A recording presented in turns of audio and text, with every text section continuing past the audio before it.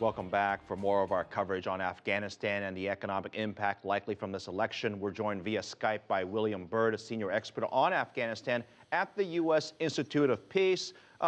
Welcome to Biz Asia America. I don't know if you heard earlier from both Sean and Michelle, but there's a lot of discussion of the impact of not just foreign aid, but also on the elections and the outcome of it. International aid, will it increase or decrease after the elections?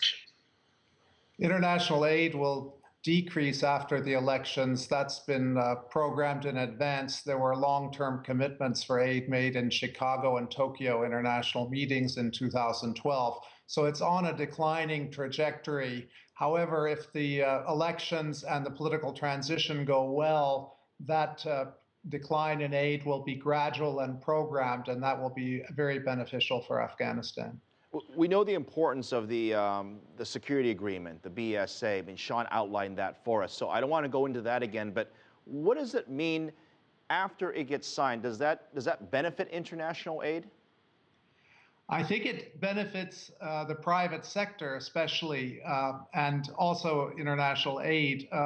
There is lots of money that has fled the country or is parked in nearby countries that with a BSA and with a decent outcome to the election, a lot of that private money may come back to Afghanistan and be invested.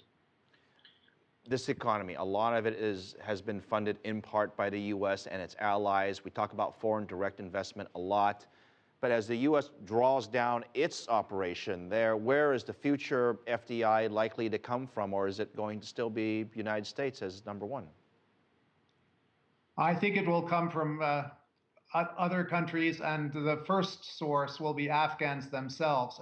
As confidence in the transition hopefully rises, both the political transition and the security transition, there will be lots of money that Afghans hold in the country and outside the country. That will be the first source of investment. Possible foreign investment could be in the mining sector and a few other sectors of the economy. Michelle earlier was talking about the impact that corruption was having. I imagine that's a huge impact as well for businesses trying to do business with Afghanistan. A lot of people have been asked this question, but solutions are far. What is the solution to dealing with corruption? That's the billion-dollar question, and literally almost $1 billion were lost in the Kabul bank fiasco, so it's quite relevant.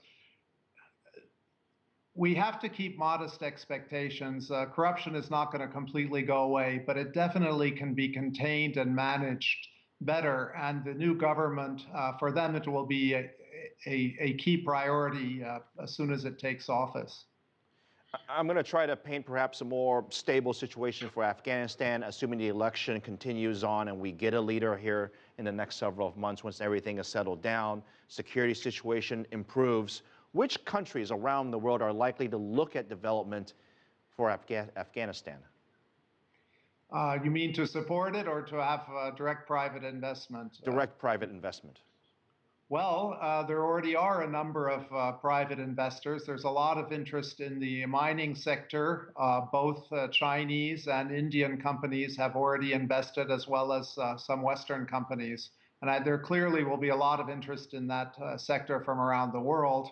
However, developing it takes time, and certainly corruption has to be addressed in order to avoid that in the mining sector.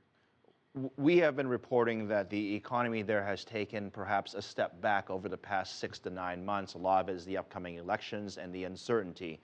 Is there a point, or is there something that you're looking at that perhaps we might see a bounce back in terms of interest from foreign companies?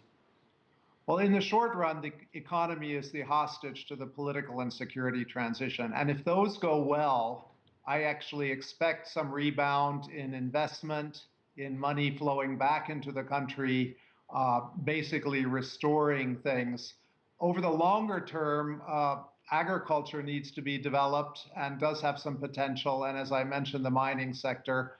But Afghanistan will grow more slowly than it did over the last 10 years for some time to come. There are many critics out there, notwithstanding the war issue, but dealing with the Taliban.